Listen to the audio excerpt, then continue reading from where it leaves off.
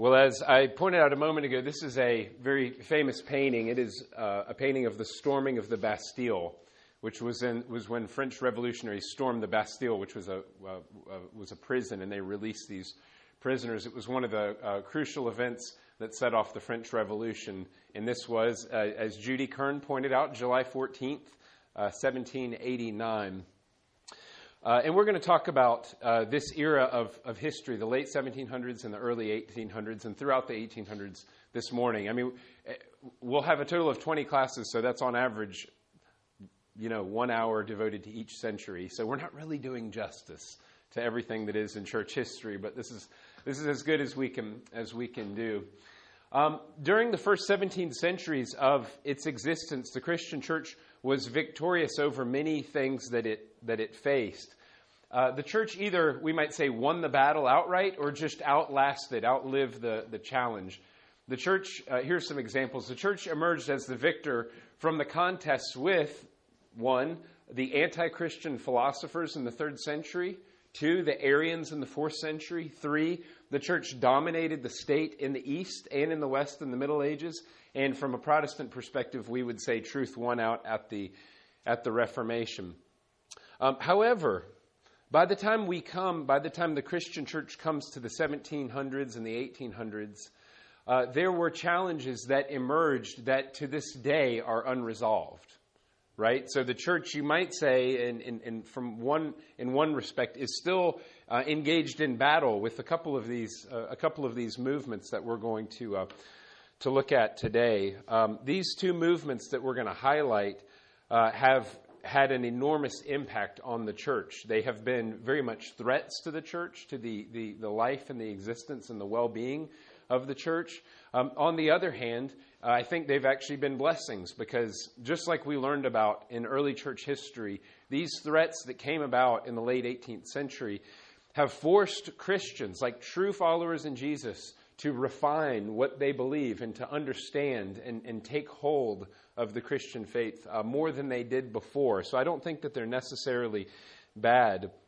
So this morning we're going to look at two modern threats and also a global opportunity. So that'll be the third thing. We're going to look at this wonderful opportunity that was just laid in front of the church in the 19th century, so all throughout the 1800s, that the church capitalized on. And the result of the church being obedient in the 19th century has had it cannot be overstated how enormous the impact for good it has been to this day. Okay, namely, we have a global Christianity and not one that is localized. So this is what we're going to look at. Oh, these are some unresolved issues that I just mentioned. Well, this morning we're going to explore two modern threats and a global opportunity. The first threat originated in France and Germany, and it gradually spread across Europe. It was known as the Enlightenment. The second threat that we'll look at was an attack on the Bible that came out of especially German universities and is known as, it's a movement known as higher criticism. It's an approach to studying the Bible. And then the third thing we'll look at is this opportunity that the church took advantage of, and that was Christ's command to take the gospel to the nations. And I would suggest that all three of these factors played and continue to play a significant role in the health and the history of the church. So let's start with the Enlightenment, and we'll especially look at the Enlightenment and its impact on France. The claim that following a religion or a philosophy can bring enlightenment is as old as humanity. The idea, this word enlightenment, it means basically the way that it sounds, for light to break in into a person who is in darkness so that they can see reality better. I just note that the pursuit of enlightenment is the goal of many world religions, especially those in the East. Hinduism, Buddhism, Jainism, etc. To enlighten means to give intellectual or spiritual light to. And in Eastern religions, enlightenment is said to come through meditation, chanting, yoga, martial arts, fasting, pilgrimages, and self-flagellation. Now, Judaism even precedes almost all of these religions, with the exception of Hinduism, which came around about the same time as Judaism. But in Judaism, there is very much that is made of God being light, right? The entrance of thy word bringeth light in Psalm 130. Psalm 27 says, the Lord is my light and my salvation. So there's much that the Torah and the Old Testament scriptures say about this idea. Isaiah 9 says, the people who sat in darkness have seen a what? A great light. We all read that and are familiar with that at Christmas time. Now, on the other hand, contrasting enlightenment with that, the religious enlightenment in the East. In the West, in the 19th, starting in the 18th century, a massively influential movement began in France that came to be known as the Enlightenment. We would call it like a secular enlightenment. Thinkers in this movement claimed that people needed to be liberated from society's shackles and restrictions, especially religion. So the Enlightenment rejected all forms of authority. They rejected the Bible, they rejected tradition, they rejected the church, they rejected society's expectations and demands on you. And they claimed, the Enlightenment figures claimed, that human reason alone was able to discover truth that brings about a happy life. All right, so it's like religions have claimed to give people enlightenment, but you also have this secular movement that is known as enlightenment. This historian, Williston Walker, he wrote this: the Enlightenment was the conscious effort to apply the rule of reason to the various aspects of individual and corporate life. Its fundamental principles, which were these, autonomy and reason, deeply influenced the thought and action of the modern world and conditioned the atmosphere into which Christianity moves. So those were, for this historian Walker, he says that the principles of autonomy and reason were really the two crucial insights or movements of this Enlightenment movement. Now, notice the shift here. Before, God was in charge. The church was in charge. Priests were in charge, that sort of thing. But instead of God being in charge, the human is now autonomous. Literally, autonomous means self-rule, okay? So rather than submit yourself to an authoritative book like the Bible or a body, an organization like the church, you should follow the dictates of your own mind. So this is my little summary of the Enlightenment in 2 lines. We need reason, not revelation. We need man and not a maker, right? So it's you sitting by yourself and determining how you want to live without reference to God or the Bible or anything transcendent, right? It's kind of like look in yourself, The 2 movements that led up to this were known as the rationalists and the empiricists. The rationalists were those who said that we can learn and we can apprehend all that is necessary to live a flourishing life just from sitting and thinking and using our own minds, right? We don't need God. We can just use our minds. The empiricists, on the other hand, they said we can learn everything that we need to know to live a flourishing life through the use of our senses, right? These would be like people today who said we only need science. Science tells us everything. Science gives us everything that we need to live a happy and a useful and a productive life. So the rationalists and the empiricists preceded this Enlightenment period, and they led up to this movement later. Now, Immanuel Kant is, I would argue that Immanuel Kant Immanuel Kant and Aristotle / Plato are like the 2 or 3 most influential philosophers who have ever lived. Without question, Immanuel Kant is the most influential after the time of Christ. So Kant was a German, and he described enlightenment as humanity's release from its self-incurred immaturity. He said, immaturity is the inability to use one's own understanding without the guidance of another. So for him, we had willingly taken on ourselves the imperative to have to listen to others, to listen to the church or listen to the Bible or listen to society or some other, or tradition or something like that. Kant would say, it's a little bit condescending, isn't it? He said, that's an immature way to live. So when you're released from those shackles, you then become an enlightened person. You're self-governing. You don't need anything other than your own reason to govern you in this life. So he was an unbelievably powerful thinker. One of the benefits of studying philosophy, which I've done, I took a few philosophy classes in college, and I've studied a good bit on my own. But when you learn about somebody like this and you begin to see just about everywhere that today people's minds are influenced by Kant, and they have no idea. They're just not even aware that that's where the thing came from, right? So it's worth studying some philosophy. Actually, I'll mention this because it's a book that I read and was very helped by.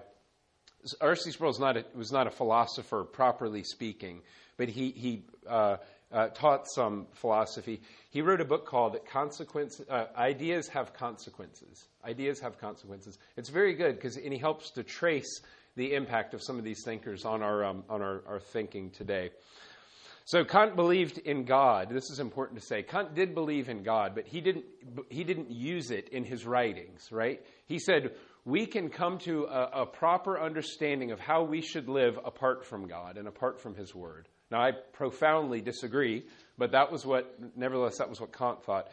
Kant wanted people to use their critical faculties and not just accept things on faith, right? Some people say, well, I just take it on faith. Kant didn't think that people should do that. He thought that was an immature way of approaching life. Yes, Rich? Can you come up with that term, a priori knowledge? Kant... I can tell you the history of the usage of it, but I don't know who initially used it. The idea of a priori knowledge, that definitely predated him, as opposed to a posteriori knowledge that you gain from experience. Are you all familiar with a priori and a posteriori knowledge? A priori knowledge is knowledge that you have prior to any experience or any engagement or interaction with the world, prior to anybody telling you, right?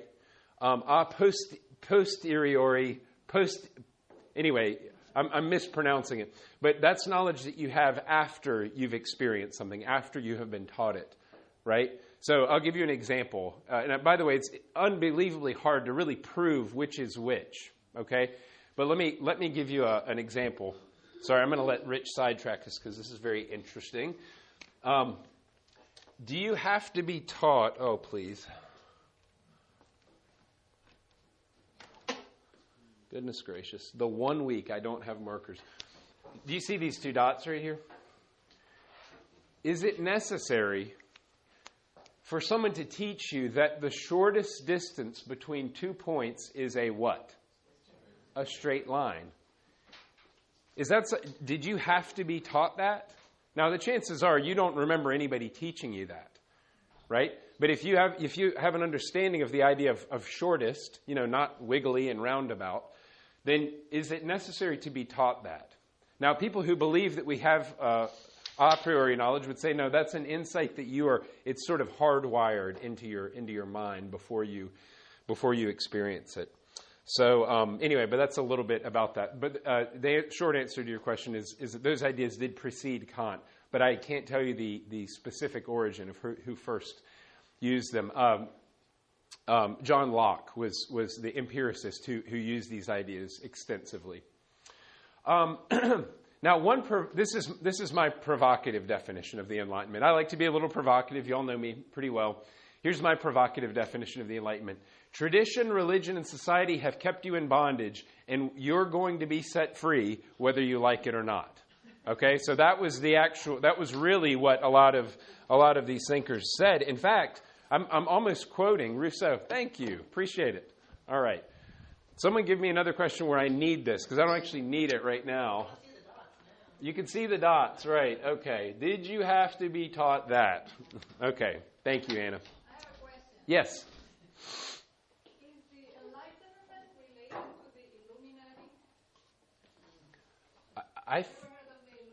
I think of Illuminati as a general term of people who have this special knowledge and insight into society. Yeah. I don't know the answer. I've not heard that there being a link between the two. So, but I'll look that up. Yeah. Maybe you're going to get to this later, but if Kant believed in God, in what fashion did he believe? Because it doesn't seem like, it seems like it was, frankly, a very immature understanding of God. Right, yeah. So how did he conceive of him? Well, it's very hard to remove from someone's mind that which they were taught when they were raised. And so Kant, I believe his father was a Lutheran pastor. He was certainly a Lutheran. And as much as he tries to expunge that from his mind when he does his critical philosophy, it's very difficult for him to do so. So in some of his writings, what's that? It seems like there's no place left for God. Yeah, well, that's what he was trying to do. He was saying, let's build an ethical system. That was his focus in his most famous work was called Critique of Pure Reason. He was attempting to have an ethical system that did not require revelation, right? So so it's essentially it's natural theology is what he was trying to do. Well, so if you asked him, not when he was writing philosophy, I mean, he believed that it was self-evident to him that God did exist. He said, the moral law within is as evident as the starry hosts above.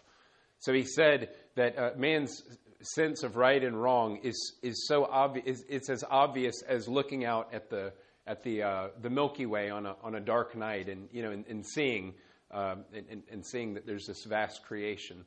But what he was trying to do in his main project was to build an ethical system apart from God. That's essentially what Critique of Pure Reason was. So, what do you think of that, Sandy? I want to know how it influenced the American Revolution. Thomas Jefferson, our founding fathers. Yeah. Which affects us today. Yeah, it does. Was this around the same time where the Masons started to get into the picture? Because I know that, a lot of that shaped some, You mean like Freemasonry? Yeah. I don't know. Just curious. Yeah, I don't know that. I don't know the origins. I know Freemasonry was around at the time of Joseph Smith in the 1830s because his father was a bigwig in the Freemasons. There's a hand in the back, Anna. Yeah. I was thinking regarding Thomas Jefferson, I know that he put together his own Bible in which he took out everything that he didn't like in the Bible. Right. Yeah. And an influence of my reasoning is more important than what other people will tell me. Yes. There were several of the founding fathers that they might not have been atheists, but they were not necessarily Christians. Yes. Yeah, atheism, I mean, what we would call militant atheists today who will put forward the positive argument, there is no God, that's a very late thing in coming. A lot of people who were atheists, they would have been more deistic. The idea that God is the creator, but he's not providential. He doesn't have he doesn't really get his hands dirty with the events of the world. Yes, Doug. I haven't done a lot of the reading, but I know that there's been a lot of analysis done between the American and French revolutions. And Yes. The French was recognized as more man as the center of all things, while the American was, I think, more God-centered. Right, And yeah. the distinction and the consequences of each assumption. Right, yeah. Laid out. And this is I know the field of thought in terms of Kant and Hume and kind of the relationship there and the after effects of that, but I don't know of his direct impact on the American Revolution. I'm just ignorant, so I can't say one way. Yes, certainly. Yeah, Locke was, but I don't know as much about Kant and his direct. His indirect influence has been monumental, but yes. Well, let's continue. As I was saying, this is kind of my provocative way of putting the spirit of the Enlightenment is that all these things have kept you in bondage, and you're going to be free whether you like it or not. Well, Rousseau said basically the same thing. He was a French thinker. We'll come back to him in a moment, but I'll give you one quote now. He wrote in his famous book, which is called The Social Contract, "In order, then, that the social compact may not be an empty formula, it tacitly includes the undertaking, which alone can give force to the rest, that whoever refuses to obey the general will shall be compelled to do so by the whole body. This means nothing less than that he will be forced to be free." So it's not quite, it's not really that far-fetched, the way that I put it. They were saying, you're held in shackles, and even if you don't want to, we're going to free you from those shackles. Now, this made me think a little bit like, the beatings will continue until morale improves. Have you ever heard this expression? That's a little bit the way that it was. I mean, under Robespierre, the French Revolution was vicious and bloody, because for them, the greater end was liberating the people from the ancient regime and those sorts of things. And if the blood has to flow, the blood has to flow. In fact, later, Lenin, about 100 years later in the Communist Revolution, he said, we will not usher in the socialist revolution on a polished floor with white gloves. That was his way of saying the blood is going to have to flow, but it's going to flow for a better reason, for a higher good, namely to usher in the paradise of socialism. Yes? He said something about history needs a push, instead of just letting it flow. Yeah.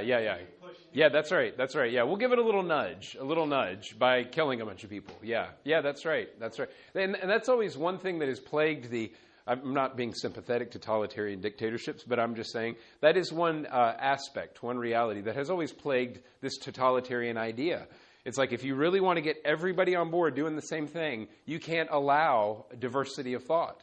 It's like if you think otherwise, we're going to have to put you down. We're going to have to stop you. So it's one of the several ugly sides of dictatorships like that. Well, Diarmaid MacCulloch is a professor at Oxford. He's actually my doctoral grandfather because my supervisor was overseen by him. He wrote this: Enlightenment thought bred an insistence on everyone being liberated in ways defined by revolutionaries, forcing them to be free in a ghastly echo of Rousseau. So that was certainly one part of it. It wasn't like, well, let's just let everybody be enlightened. It's like, no, we're going to force you to be enlightened, and we're going to do away with all these things that have prevented that from happening. Well, let's go over a couple of the thinkers in some of their basic ideas, especially here in France.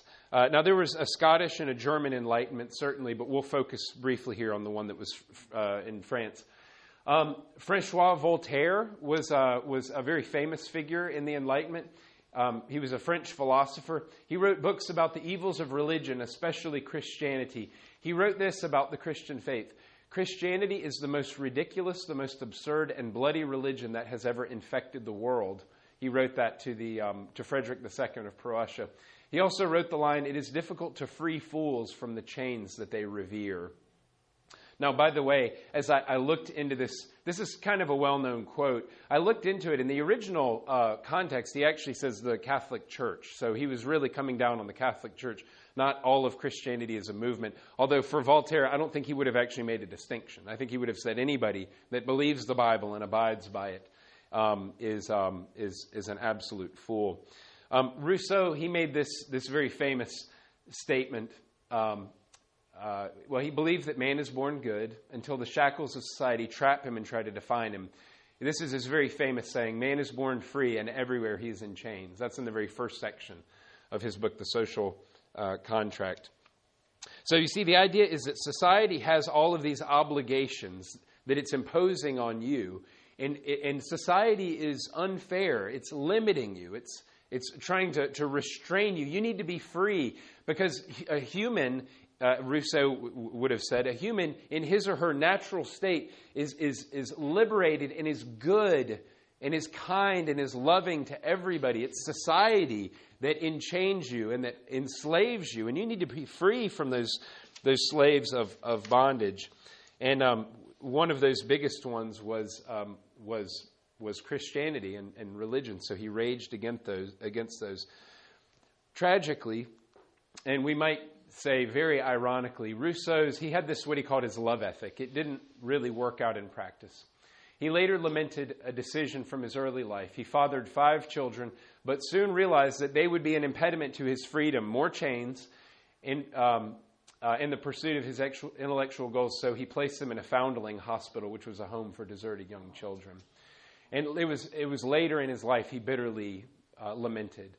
He said that he regretted that he was not man enough to take his responsibility and to raise his family and to raise his children. He was a playboy. He just ran around Europe and did what he wanted to do, wrote very ironic and witty things, but it was very sad. Now, something interesting has happened in the field of thought over the past 2 or 3 decades that's very worth our noting. And it's this. It's the recognition that the Enlightenment failed. A change has occurred the past 2 or 3 decades in the West, and it's that many people, even some secular writers, they concede that the Enlightenment has not yet delivered on its promises. Why is that? Well, the Enlightenment promised that if humans were left to devise morality apart from a transcendent source like God or the Bible, they would create a flourishing people and society. Well, suffice it to say that has not yet materialized. Why is that? It's for a very deep reason. I want to take a minute and explain this. Until you determine what is, you cannot establish what ought to be. You get that?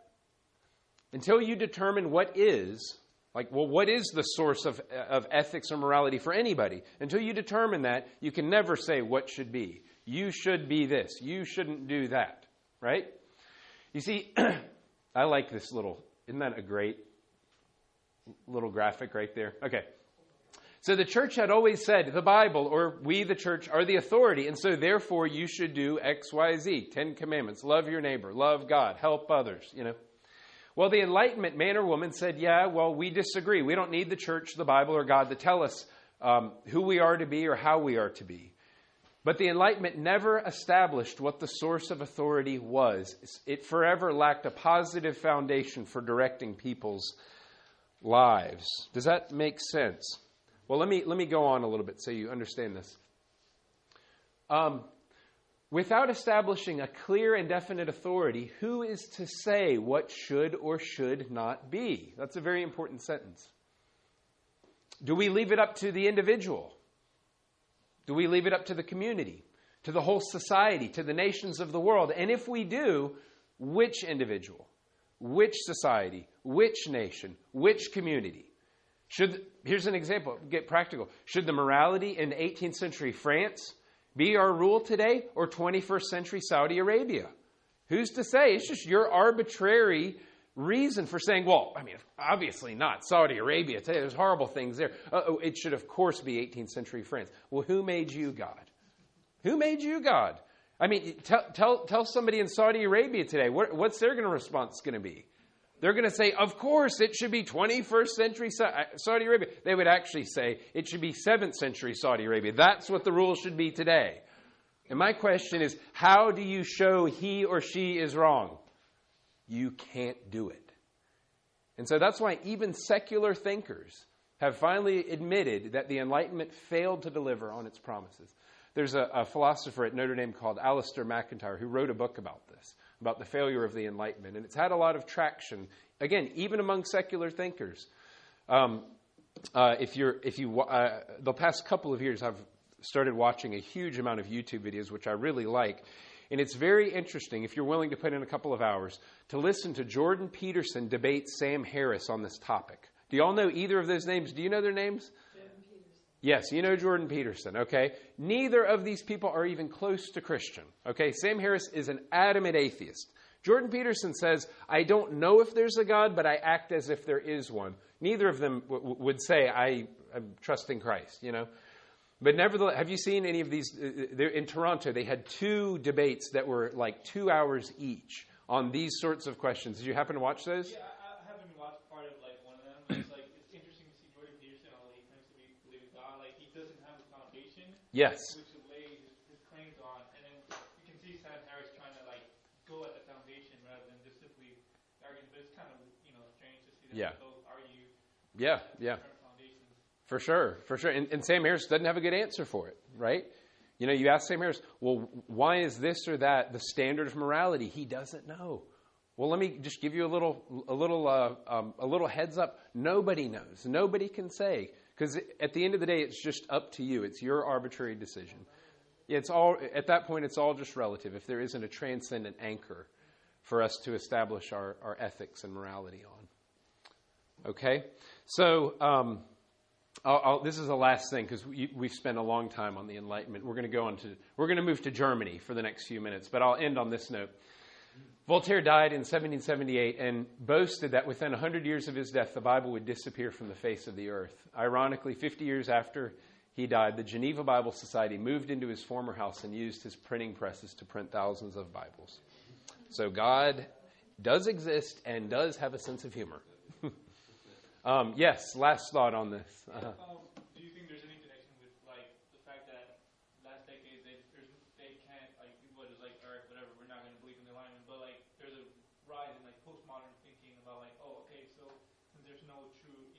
reason and all these like just it's just like subjective.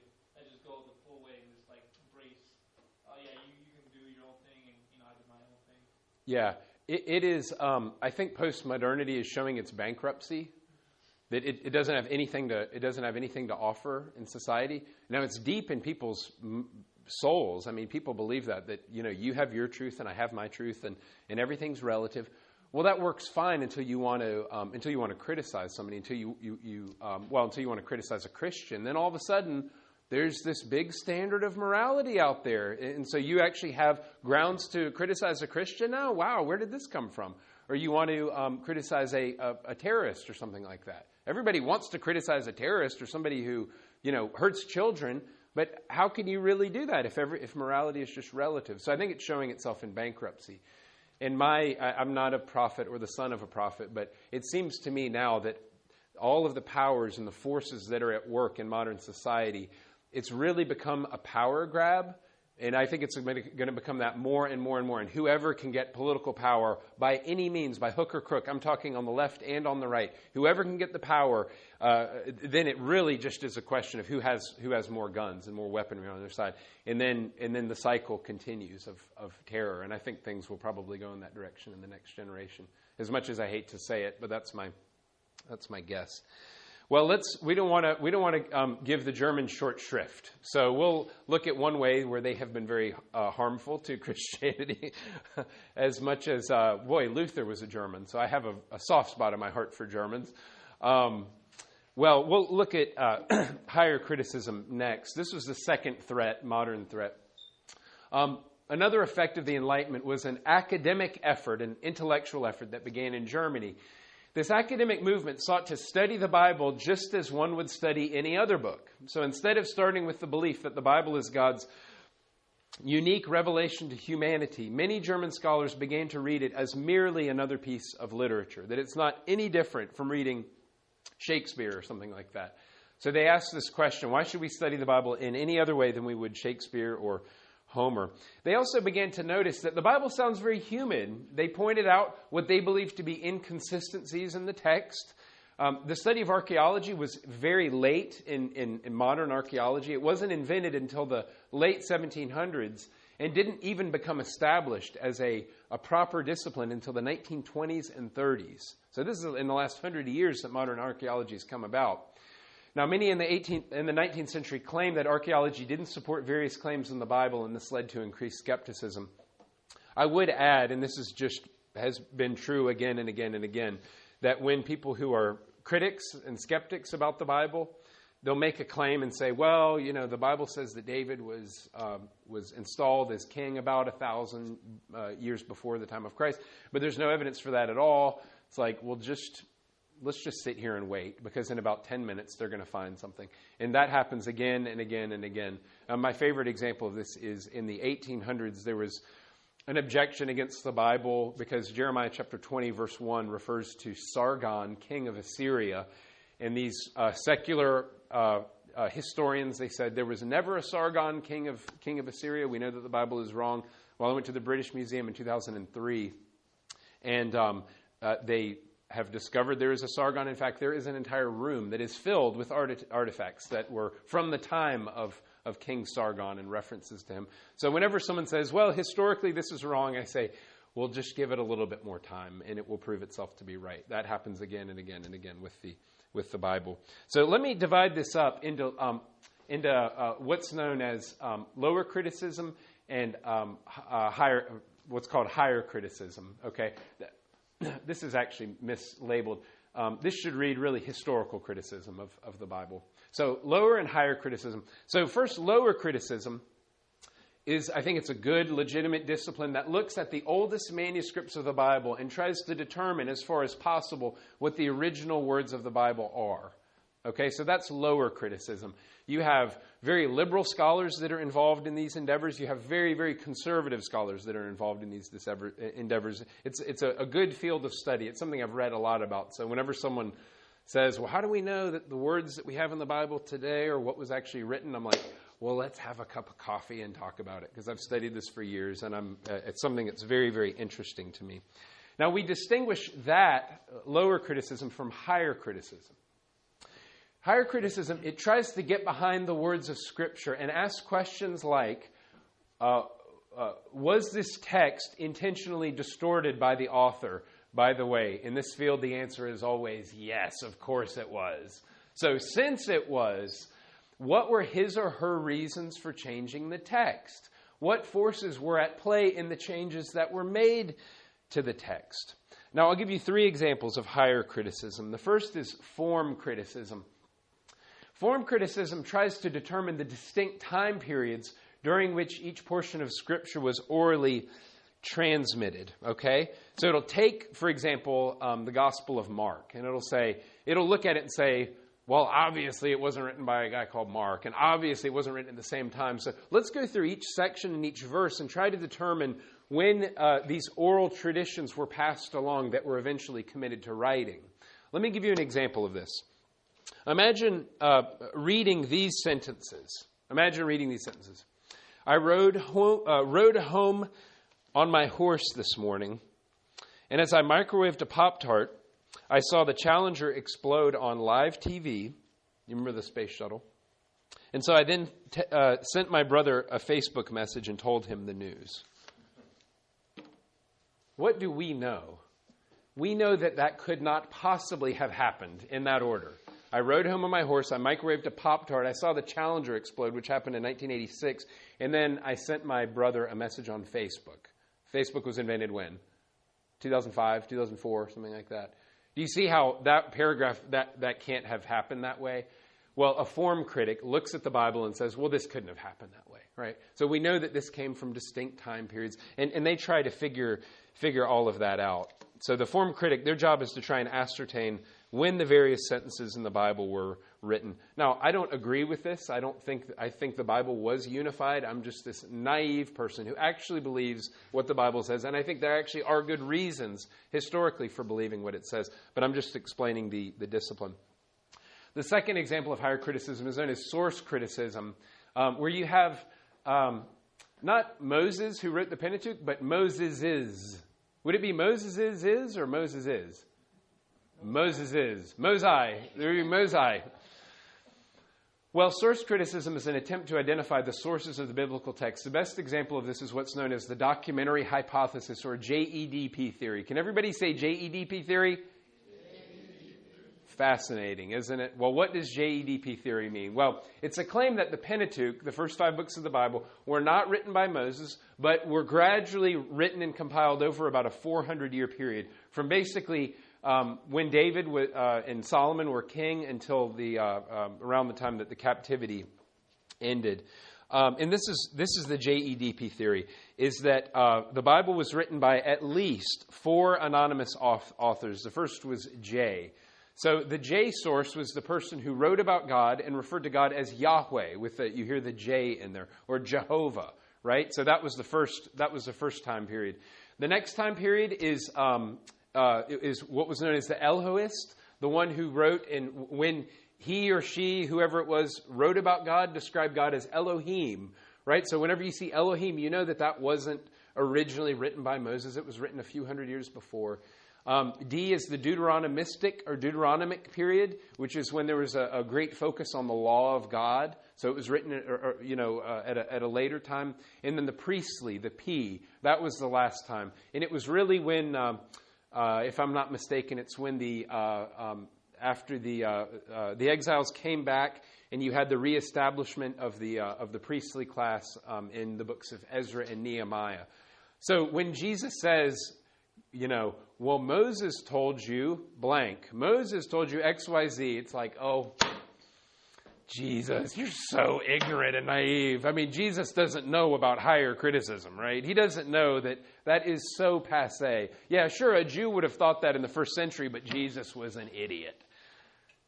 Now, they're not going to actually say it like that, but that's the entailment of this idea. By the way, it is interesting. I got into a debate with a friend here in Miami who I will leave eternally unnamed. I'll leave the guilty unnamed. Who was saying, well, I think there's actually some warrant to this. And I said to him, I said, now this is very ironic. Because not only is this very problematic if you're going to believe Jesus, but it's very ironic because even this theory itself has now become passé. So for 150 years, people really believe this. So it's like, look, if you're going to believe heresy, at least be cutting edge on your heresy, right? But I'm kind of a schmuck. So anyway, that's why I think that way. Now, the last one is redaction criticism, and this is the greatest German word. Up there with Schadenfreude is Redaktionsgeschichte. Now say that together. Isn't that a great word? If you can fit that into a sentence this week, I will give you like $1, okay? So fit that in and just try and, okay, now this is a serious challenge. Try to put that in a sentence and just say it like it's nothing. Redaktionsgeschichte. And just see what happens to the person that you're speaking with. I think that'll be very funny. Now, I think Redaktionsgeschichte is, in my view, probably most insidiously, it's the idea that the author, let's say the Apostle John, for example, he was really just an editor who crafted and really manipulated the final form of the text to advance his own ideological goals and personal agenda. Now, if you want to believe that, you're free to believe whatever you want. But I think that has to be one of that's just a really nasty way of reading the text. And my response to that would be, well, why do you not do that with Plato? Why do you not do that with Herodotus? Why do you not do that with Homer when you read that? Well, because Herodotus and Plato and Homer, they're not actually a threat to you and your autonomy as a human being. All right, so that is the second threat. Now, let's go on to the third, not threat, but something wonderful that happened with the time that we have remaining, and it really lasted all throughout the 1800s, is the global missions movement. Very often God provides His church with opportunities simultaneously with threats. And so the opportunity the church capitalized on was the chance to start taking the gospel to the nations. Now, if you're going to talk about what's known as the modern missions movement, you have to start with William Carey.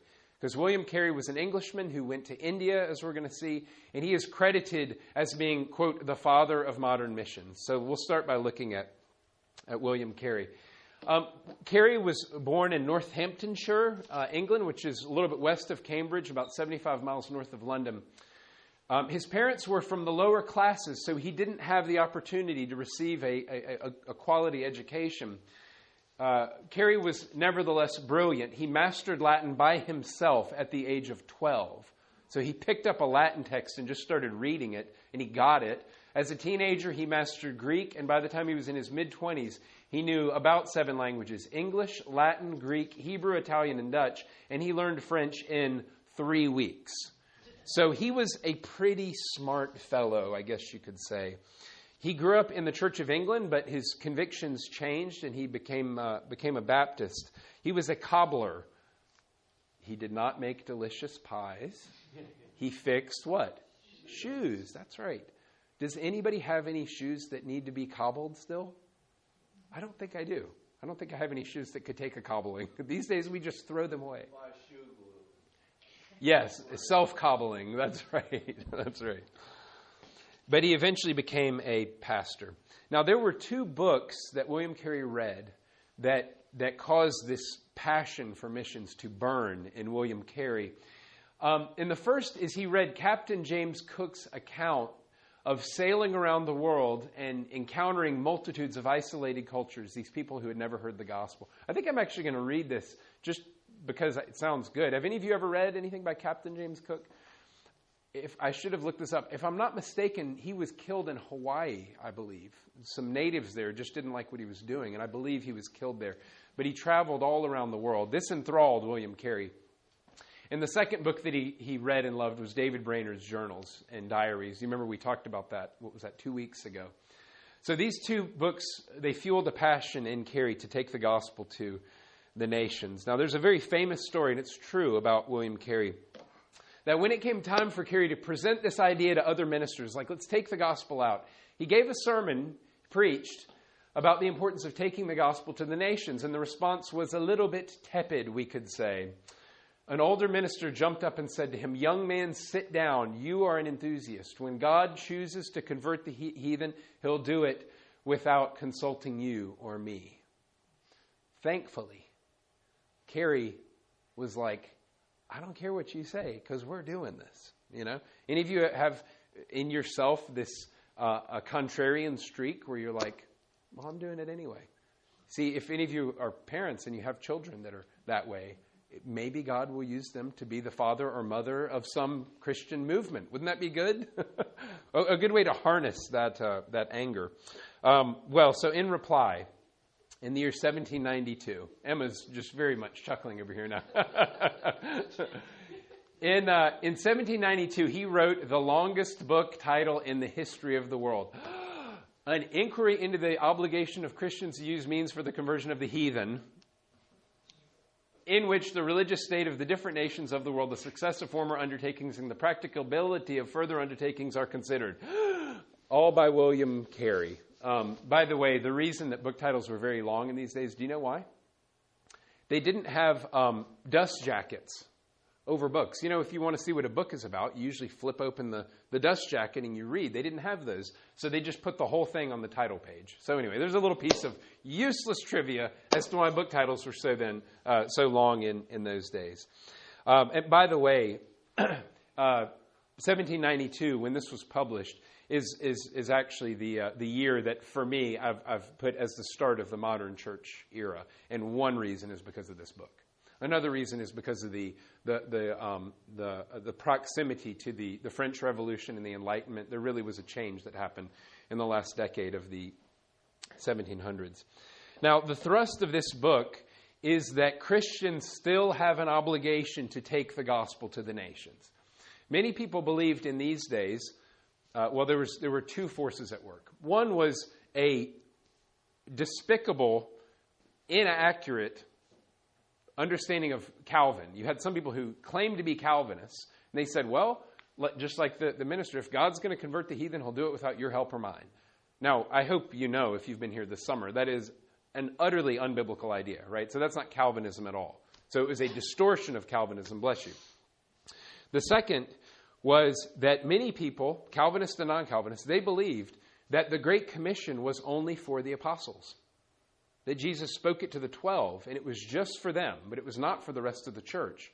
Now, William Carey, he responds to that brilliantly.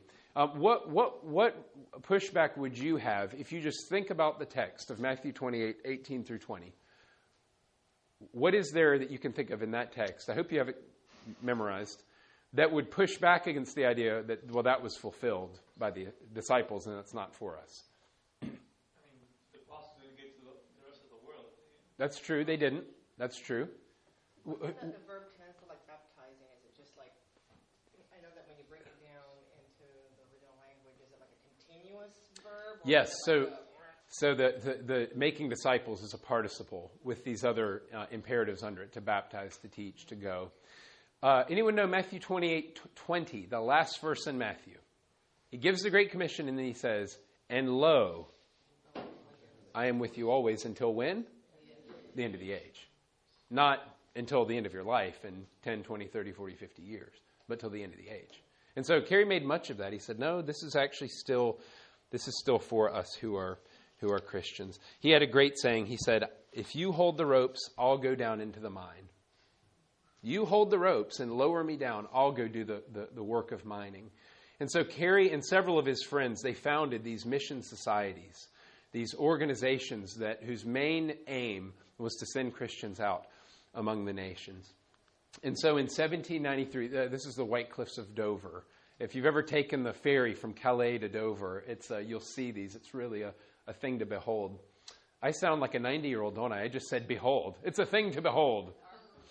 In 1793, Carey set sail from Dover, England, to Calcutta, India, with his wife. And though two of his wives died, he took a third wife. Carey never returned to England. He died in India 41 years later. This wasn't quite a vision trip. Like, well, I'll go for 10 days and see what it's like. For one thing, it took about anywhere from 3 to 5 or 6 months to sail from India to England to India and vice versa. You will hear me complain about how long it takes to fly somewhere. Never. Like, I never complain because I'm thinking about people like James Cook and William Carey and Adoniram Judson and Spurgeon and all these people. who spent a significant portion of their lives out at sea. So don't ever complain about flying Delta or American, Let me read, it's a very long paragraph, but this is about William Carey, his influence and his accomplishments. This is what is written. And this is from Encyclopedia Britannica. Appointed in 1801 to teach Bengali, Sanskrit, and Marathi at Fort William College, however you pronounce that. Carey translated the Bible into Bengali, Oriya, Marathi, Hindi, Assamese, and Sanskrit. He also translated parts of it into 29 other languages and dialects. The 7 languages, that was just a start for him to actually start learning languages. He edited with Marshman a grammar of Bhotai and prepared 6 other grammars in different languages, in addition to dictionaries in Bengali, Sanskrit, and Marathi. Carey and Marshman prepared a translation of 3 volumes of the Hindu epic poem Ramayana, having established a press at Serampore. Carey edited and published 2 works by horticulturist William Roxburgh, Hortus Bengalensis and Flora Indica, and helped distribute prose texts for use in schools. His social work extended beyond education to urge the government to outlaw such practices as infanticide and suti, in which Hindu widows immolated themselves on their husband's funeral pyres. Do you know what that is? When a Hindu man was died, they would actually burn his body in a big conflagration, and the widows were thrown onto the pyre or had to jump onto the pyre. Widows were killed the same time that men were, they had this, what's that? I said, honey, I love you, but no. Yeah, that's right. That's a really, well, I mean, this was the law. They didn't have an option. Infanticide was also practiced at this time. Carey also encouraged the use of Indians as missionaries and led in the formation of the Agricultural Society of India in 1820. In 1993, India issued a stamp with his picture on it. He did much to serve that nation. Now, just a couple more minutes because our time is almost done, and we've only talked about William Carey. He was among the first of a wave of missionaries. Kenneth Scott Latourette, who was this famed historian at Yale University a long time ago, said that in the 19th century, Christianity became more widely spread geographically than it or any other faith had ever been. So this was he famously called it the grand century of Christian missions, is what the 19th century was for the Christian faith. Now, some of the other big names of people who went out, seeing examples like David Brainerd earlier in the 1700s and then William Carey, some of the other big names were Hudson Taylor, who went to China. Adoniram Judson went to Burma, or today it's called Myanmar. John Patton, you've heard me talk about, went to the South Pacific to cannibals. David Livingstone, I presume, went to Africa. Alexander Duff, India. Samuel Zwemer to the Muslims. Luther Rice, India. Henry Martin went to India, Persia, Iran, Turkey. Samuel Moffat and Robert Moffat to Korea and Africa. Now, of course, the main purpose of this mission work was to bring the gospel to the lost. But these people who were starting to become modern in terms of developments in society, they brought an enormous benefit to these nations as well as the gospel. So they weren't willing to just go preach and not actually roll up their sleeves and help. They did help. And so here are a few examples that Latourette gives us.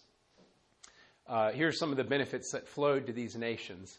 Hundreds of languages were put into written form for the first time.